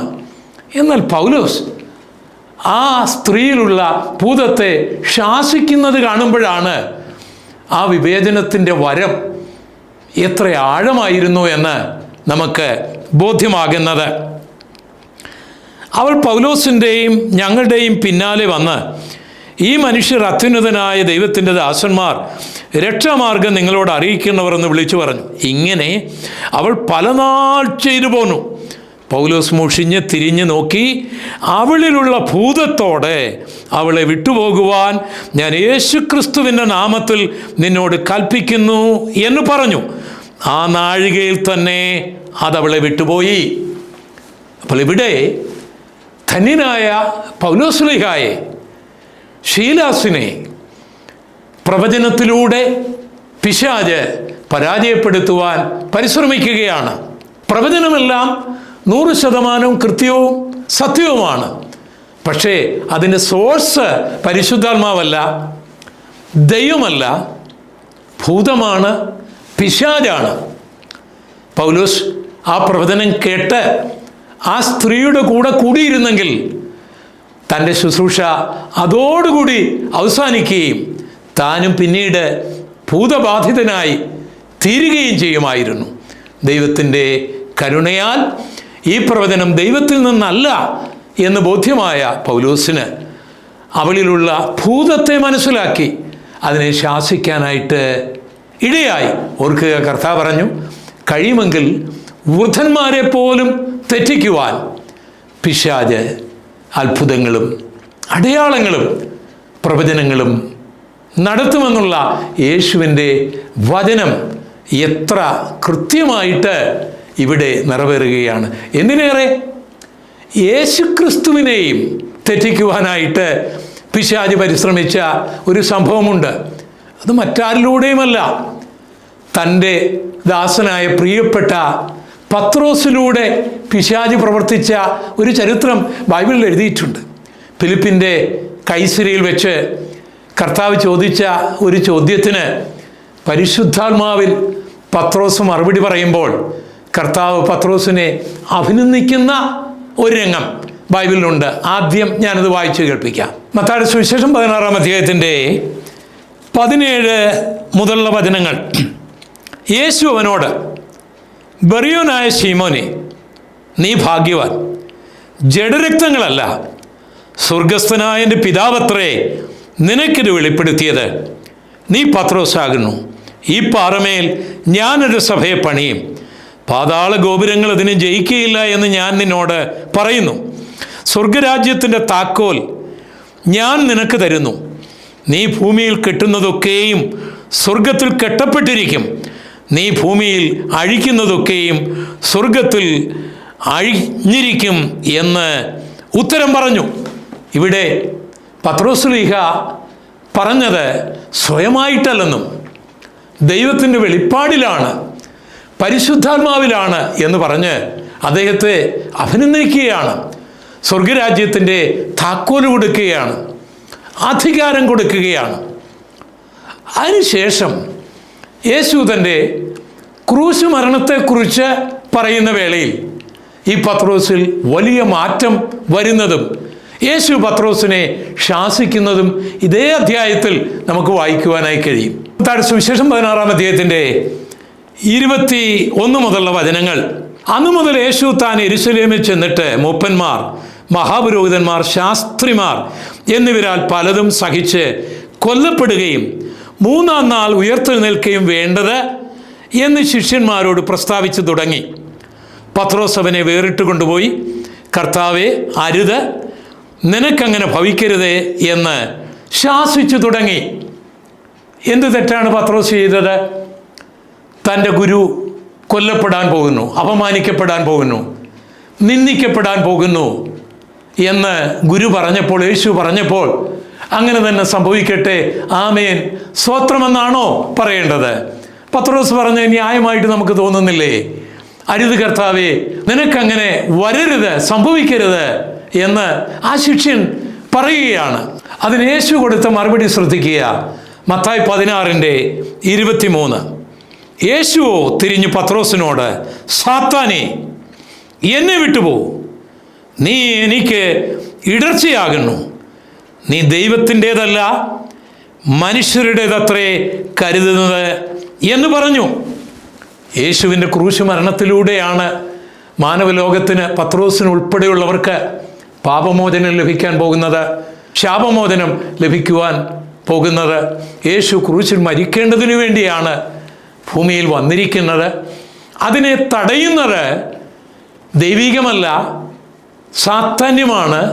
അത് തന്നെ പറയാൻ പ്രേരിപ്പിച്ചത് സാത്താനാണെന്ന് മനസ്സിലാക്കിയ യേശു, പോ പിശാചേ, എന്നെ വിട്ടുപോ എന്ന് ശാസിക്കുന്നതും നാം ഇവിടെ വായിക്കുകയുണ്ടായി.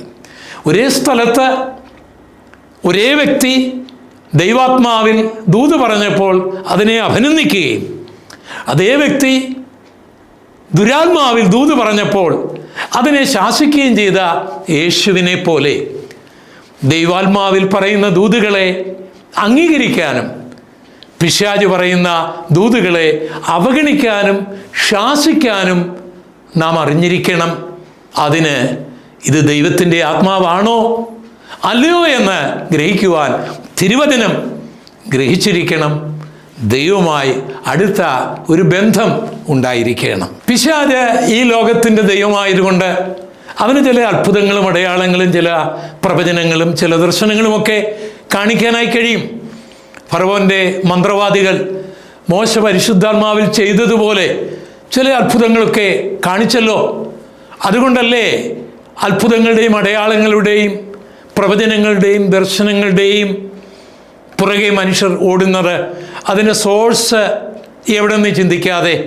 അതുകൊണ്ട് വിശുദ്ധ ബൈബിൾ നമുക്ക് നൽകുന്ന ശക്തമായ ഒരു നിർദ്ദേശം ശ്രദ്ധിക്കുക. സർവശക്തനായ ദൈവം പറയുകയാണ്, ആവർത്തന പുസ്തകം 13-ാം അധ്യായത്തിൻ്റെ 1 മുതലുള്ള വചനങ്ങൾ, ഞാൻ നിങ്ങളോട് ആജ്ഞാപിക്കുന്ന ഇതൊക്കെയും പ്രമാണിച്ച് നടപ്പാൻ അതിനോട് കൂട്ടരുത്, അതിൽ നിന്ന് കുറയ്ക്കുകയും അരുത്. ഓർക്കുക, ഈ ദൈവത്തിൻ്റെ വചനത്തിൽ നിന്ന് നമുക്ക് നൽകിയത് കൂട്ടരുത്, കുറയ്ക്കരുത്. നമ്മുടെ ഉപദേശങ്ങൾ, നമ്മുടെ ആചാരങ്ങൾ ബൈബിളിലുള്ളതായിരിക്കണം, പരിശുദ്ധാത്മാവ് പറഞ്ഞതായിരിക്കണം, യേശു പറഞ്ഞതായിരിക്കണം, അപ്പോസ്തലന്മാർ പഠിപ്പിച്ചതായിരിക്കണം, അവർ നമുക്ക് മാതൃക കാണിച്ചതായിരിക്കണം. അതിൽ നിന്ന് കൂട്ടുവാനും കുറയ്ക്കുവാനും നമുക്ക് അവകാശമില്ല. അതിൽ നിന്ന് കുറയ്ക്കാനും കൂട്ടാനുമൊക്കെ പിശാച് അവൻ്റെ പ്രവാചകന്മാരെ അയക്കുമെന്നുള്ള കാര്യം മറക്കരുത്.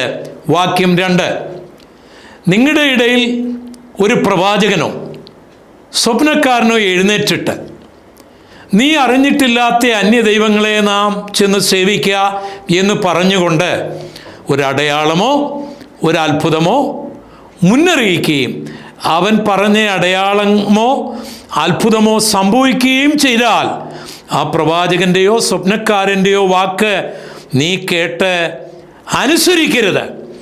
നിങ്ങളുടെ ദൈവമായ യഹോവയെ പൂർണ്ണ ഹൃദയത്തോടും പൂർണ്ണ മനസ്സോടും കൂടി നിങ്ങൾ സ്നേഹിക്കുന്നുവോ എന്ന് അറിയേണ്ടതിന് നിങ്ങളുടെ ദൈവമായ യഹോവ നിങ്ങളെ പരീക്ഷിക്കുകയാകുന്നു.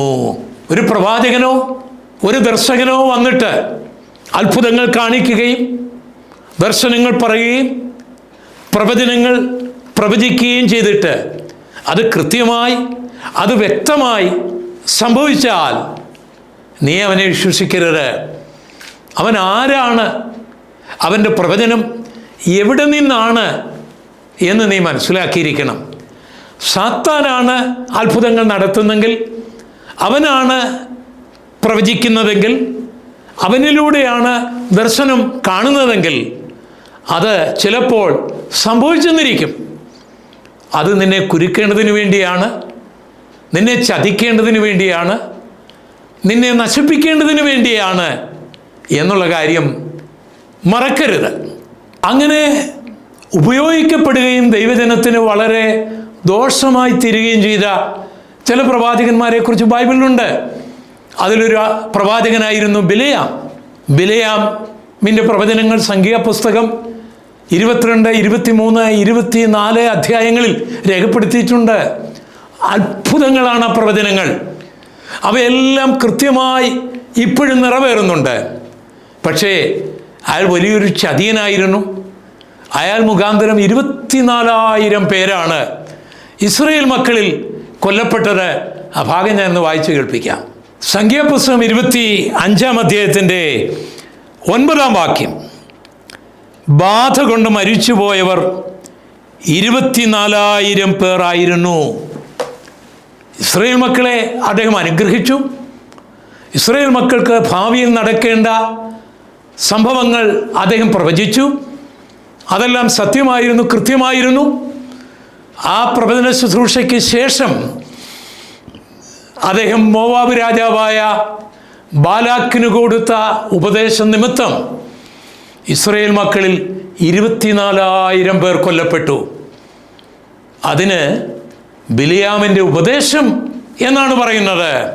അത് യൂദായുടെ ലേഖനത്തിലും പത്രോസിൻ്റെ 2-ാം ലേഖനത്തിലും വെളിപ്പാട് പുസ്തകത്തിലും ഈ ബിലെയാമിൻ്റെ വഴിയിൽ നടക്കരുത്, അവൻ്റെ ഉപദേശം കേൾക്കരുത് എന്ന് വളരെ വ്യക്തമായി രേഖപ്പെടുത്തിയിട്ടുണ്ട്. എന്നിട്ടും കർത്താവിൻ്റെ സഭയിൽ, പെർഗമോ സഭയിൽ, അപ്പോസ്തലന്മാരുടെ കാലത്തുണ്ടായിരുന്ന സഭയിൽ ഈ ബിലെയാമിൻ്റെ ഉപദേശം വിശ്വസിക്കുന്ന ഒരു കൂട്ടം ആൾക്കാരുണ്ടായിരുന്നു. അവരെ കണ്ട് കർത്താവ് ദുഃഖിക്കുകയും വേദനിക്കുകയും ചെയ്യുന്ന കാര്യം കർത്താവ് തന്നെ പറയുന്നത് ഞാൻ വായിച്ചു കേൾപ്പിക്കാം. വെളിപ്പാട് പുസ്തകം 12-ാം അധ്യായത്തിൻ്റെ 14 മുതലുള്ള വചനങ്ങൾ യേശു പറയുകയാണെങ്കിലും നിന്നെക്കുറിച്ച് കുറഞ്ഞൊരു കുറ്റം പറവാനുണ്ട്. ഇസ്രായേൽ മക്കൾ വിഗ്രഹാർപ്പിതം തിന്നേണ്ടതിനും ദുർനടപ്പ് ആചരിക്കേണ്ടതിനും അവരുടെ മുൻപിൽ ഇടർച്ച വയ്പ്പാൻ ബാലാക്കിന് ഉപദേശിച്ചു കൊടുത്ത ബിലെയാമിൻ്റെ ഉപദേശം പിടിക്കുന്നവർ അവിടെ നിനക്കുണ്ട്. അപ്പോൾ ഇയാൾ പ്രവാചകനാണ്, ഇയാൾ നടത്തിയ പ്രവചനങ്ങളെല്ലാം നിറവേറുന്നുണ്ട്. പക്ഷേ ഇയാൾക്ക് വേറെ ചില ഉപദേശങ്ങൾ കൂടിയുണ്ട്. ആ ഉപദേശം അംഗീകരിച്ച 24,000 പേർ കൊല്ലപ്പെട്ടു. പെർഗമോ സഭയിലെ ദൈവമക്കൾക്കും അങ്ങനെയുള്ള നാശമുണ്ടാകേണ്ടതിന് ഈ ആത്മാവുമായിരിക്കുന്ന ചില ജീവിതങ്ങൾ പെർഗമോ സഭയിൽ, വേദപുസ്തകത്തിൽ രേഖപ്പെടുത്തിയ ദൈവസഭയിലുമുണ്ട് എന്ന് കർത്താവ് പറയുമ്പോൾ നാം എത്രമാത്രം ഭയത്തോട് വിറയലോടുകൂടിയാണ് ദൈവത്തിൻ്റെ വചനം പഠിക്കുകയും ദൈവത്തിൻ്റെ ആത്മാവാണോ അതോ ബിലെയാമിൻ്റെ ആത്മാവാണോ സാത്താൻ്റെ ആത്മാവാണോ എന്ന് ശോധന ചെയ്യാതിരുന്നാൽ കർത്താവിന് അത് വലിയ വേദനയായിത്തീരും, നമുക്കത് വലിയ നഷ്ടമായിത്തീരും എന്നുള്ള കാര്യം മറക്കരുത്. കർത്താവ് പറഞ്ഞ വചനങ്ങൾ മറക്കരുത്. കഴിയുമെങ്കിൽ വൃദ്ധന്മാരെ തെറ്റിക്കുവാനാണ് സാത്താൻ്റെ പ്രവർത്തനങ്ങൾ. തുയത്തൈര സഭയിൽ മറ്റൊരു പ്രവാചകൻ ഉണ്ടായിരുന്നു. ദൈവദാസന്മാരെ തെറ്റിക്കേണ്ടതിന് അവർക്ക് ഉപദേശം കൊടുക്കുന്നവളായിരുന്നു അവൾ. അതിനെതിരായും നമ്മുടെ കർത്താവ് വേദനയോട് പറയുന്ന ഭാഗം ഞാൻ വായിച്ചു കേൾപ്പിക്കാം. വെളിപ്പാട് പുസ്തകം 2-ാം അധ്യായത്തിൻ്റെ 18 മുതലുള്ള വചനങ്ങൾ. തുയത്തൈരയിലെ സഭയുടെ ദൂതൻ എഴുതുക: അഗ്നിയാലേക്കൊത്ത കണ്ണും വെള്ളോട്ട് സദൃശമായ കാലുമുള്ള ദൈവപുത്രൻ അരുളി ചെയ്യുന്നത്, ഞാൻ നിന്റെ പ്രവൃത്തിയും നിന്റെ സ്നേഹം, വിശ്വാസം, ശുശ്രൂഷ, സഹിഷ്ണുത എന്നിവയും നിന്റെ ഒടുവിലത്തെ പ്രവൃത്തി ആദ്യത്തേതിലും ഏറിയെന്നും അറിയുന്നു. ഇപ്പം കർത്താവ് സഭയിലെ ശുശ്രൂഷകൻ്റെ, ദൈവമക്കളുടെ നന്മയെ പുകഴ്ത്തുകയാണ്. കർത്താവ് അഭിനന്ദിക്കുകയാണ്. എന്നിട്ട് കർത്താവ് പറയും, ശ്രദ്ധിക്കുക, 20-ാം വാക്യം: എങ്കിലും താൻ പ്രവാചകി എന്ന് പറഞ്ഞ് ദുർനടപ്പാതിരിപ്പാനും വിഗ്രഹാർപ്പതം തിന്മാനും തൻ്റെ ദാസന്മാരെ ഉപദേശിക്കുകയും തെറ്റിച്ച് കളയുകയും ചെയ്യുന്ന ഇസബേൽ എന്ന സ്ത്രീയെ നീ അനുവദിക്കുന്നു എന്നൊരു കുറ്റം നിന്നെക്കുറിച്ച് പറവാനുണ്ട്. ഇവിടെ ഇസബേൽ എന്നൊരു സ്ത്രീയാണ് ദൈവദാസന്മാരെ ഉപദേശിക്കുന്നത്. അവരുടെ ഉപദേശം കേട്ടാണ് തുയത്തൈര സഭയിലെ ദൈവദാസന്മാർ പോകുന്നത്. അവരെ തെറ്റിച്ച് കളയുകയാണ് സാത്താൻ എന്നവരറിയുന്നില്ല. കർത്താവ് വേദനയോടുകൂടി അത് ഇവിടെ പറയുകയാണ്. പ്രിയപ്പെട്ടവരെ, കഴിയുമെങ്കിൽ വൃദ്ധന്മാരെ തെറ്റിപ്പാൻ അവൻ അത്ഭുതങ്ങളും അടയാളങ്ങളും കള്ളപ്രവചനങ്ങളും കള്ളദർശനങ്ങളും നടത്തും. അതുകൊണ്ട് ഏതാത്മാവിനെയും വിശ്വസിക്കാതെ ഈ ആത്മാവ് ദൈവത്തിൽ നിന്നാണോ എന്ന് നാം ശോധന ചെയ്ത് നല്ലതിനെ മുറുകെ പിടിക്കണമെന്നുള്ള ബൈബിൾ വചനത്തെ അനുസരിക്കേണ്ടതാണ്. എന്നാൽ പിശാച് വലിയ തന്ത്രശാലിയായതുകൊണ്ട് അവൻ്റെ പ്രവർത്തനങ്ങൾ അവന് ചെയ്യുവാൻ കഴിയുന്ന എല്ലാ മേഖലകളിലും, പെർഗമോസ് സഭയിലും തുയത്തൈര സഭയിലും, എന്തിനേറെ പൗലോസിനോടും യേശുവിനോടുമൊക്കെ അവരെ തെറ്റിച്ച് കളയുവാൻ സാത്താൻ പരിശ്രമിച്ചത് നാം കണ്ടു കഴിഞ്ഞു. അങ്ങനെയെങ്കിൽ ഞാൻ നിങ്ങളും എത്ര നിസ്സാരരാണ്. സാത്താൻ്റെ ചതിയിൽ കുടുങ്ങാതിരിപ്പാൻ നമുക്ക് വിനയപ്പെടാം.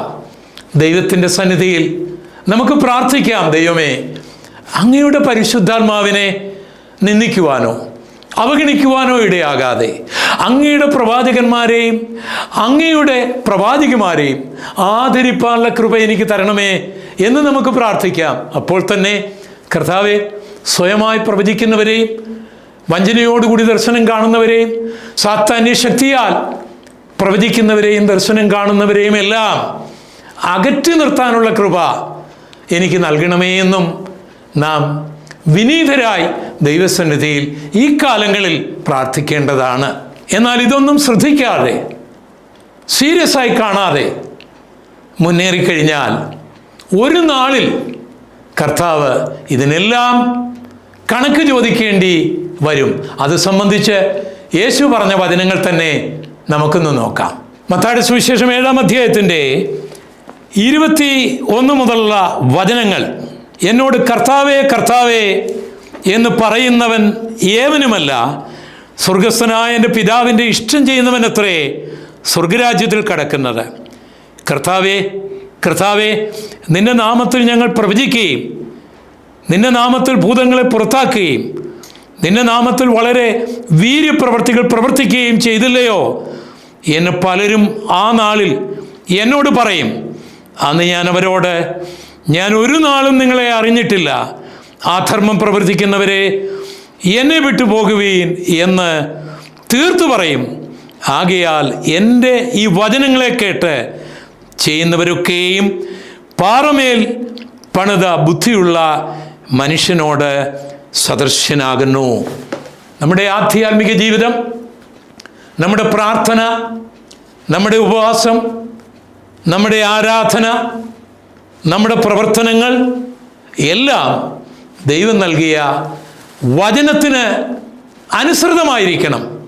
അതിലൊന്നും കൂട്ടരുത്, ഒന്നും കുറയ്ക്കരുത്. അല്ലെങ്കിൽ നിത്യത തന്നെ നഷ്ടപ്പെടും. സാത്താന്യ ദർശനങ്ങളും സാത്താന്യ പ്രവചനങ്ങളും നടത്തിയവരും അത് അംഗീകരിച്ചവരും ഒരു നാളിൽ കർത്താവിൽ നിന്ന് തള്ളപ്പെടുന്ന ആ രംഗം, നിത്യനരകത്തിലേക്ക് പോകുന്ന ആ ഭയാനകമായ അവസ്ഥ, എത്ര ഭയത്തോടുകൂടി വേണം നാം പ്രവചനത്തെയും ദർശനത്തെയും ഒക്കെ വിലയിരുത്താൻ. പ്രിയപ്പെട്ടവരെ, 3 നിലയിലുള്ള പ്രവചനങ്ങളുണ്ട്. ദൈവത്താൽ, ദൈവത്തിൻ്റെ പരിശുദ്ധാത്മാവിനാൽ നടത്തുന്ന പ്രവചനങ്ങൾ, ദർശനങ്ങൾ, അത്ഭുതങ്ങൾ, അടയാളങ്ങൾ. അങ്ങനെ ദൈവത്തിൻ്റെ പരിശുദ്ധാത്മാവിനാൽ പ്രവചിക്കുന്നവർ, ദർശനം കാണുന്നവർ, അത്ഭുതങ്ങളും അടയാളങ്ങളും ചെയ്യുന്ന ദൈവത്തിൻ്റെ ദാസന്മാർ ദൈവം നമുക്ക് നൽകിയ അനുഗ്രഹങ്ങളാണ്, ദാനങ്ങളാണ്. അവർ മുഖാന്തരം നാം അനുഗ്രഹിക്കപ്പെടുന്നു. നമ്മുടെ കുടുംബങ്ങൾ അനുഗ്രഹിക്കപ്പെടുന്നു, നമ്മുടെ കുഞ്ഞുങ്ങൾ അനുഗ്രഹിക്കപ്പെടുന്നു, സഭ അനുഗ്രഹിക്കപ്പെടുന്നു, ദേശം അനുഗ്രഹിക്കപ്പെടുന്നു. അനേക ആയിരങ്ങൾ ദൈവകൃപയിലേക്ക് വരുന്നു. അങ്ങനെയുള്ള ശുശ്രൂഷകരെ പ്രോത്സാഹിപ്പിക്കണം, അവർക്ക് വേണ്ടി പ്രാർത്ഥിക്കണം. എന്നാൽ സ്വയമായിട്ട് ദൈവം അയക്കാതെ പ്രവചിക്കുന്നവരെയും ദർശനം കാണുന്നവരെയും സാത്താൻ്റെ ശക്തിയാൽ പ്രവചിക്കുന്നവരെയും ദർശനം കാണുന്നവരെയും അകറ്റി നിർത്തണം. ബിലിയാമിനെയും ഇസബേലിനെയും ഒന്നും അംഗീകരിക്കാതിരിക്കാനുള്ള ആർജവും നമുക്ക് ഉണ്ടായിരിക്കണം. അതുകൊണ്ട് എന്താണ് നാം ചെയ്യേണ്ടത്? ധന്യനായ പൗലോസ്ലീഹ പറയുന്ന ഉപദേശം ശ്രദ്ധിക്കുക. തെസ്സലോനിക്കർക്ക് എഴുതിയ 1-ാം ലേഖനം 5-ാം അധ്യായത്തിൻ്റെ 20ഉം 21ഉം വാക്യങ്ങൾ: ആത്മാവിനെ കെടുക്കരുത്, പ്രവചനം തുച്ഛീകരിക്കരുത്, സകലവും ശോധന ചെയ്ത് നല്ലത് മുറുകെ പിടിപ്പീൻ. പ്രിയപ്പെട്ടവരെ, ആത്മാവിനെ കെടുത്തരുത്, പ്രവചനം തുച്ഛീകരിക്കരുത്. പക്ഷേ എല്ലാം ശോധന ചെയ്യണം. ഇത് ദൈവത്തിൽ നിന്നാണോ, മനുഷ്യനിൽ നിന്നാണോ, പിശാചിൽ നിന്നാണോ? ദൈവത്തിൽ നിന്നുള്ളത് മുറുകെ പിടിക്കണം. ദൈവം ഈ വചനങ്ങളാൽ നിങ്ങളെ ധാരാളമായി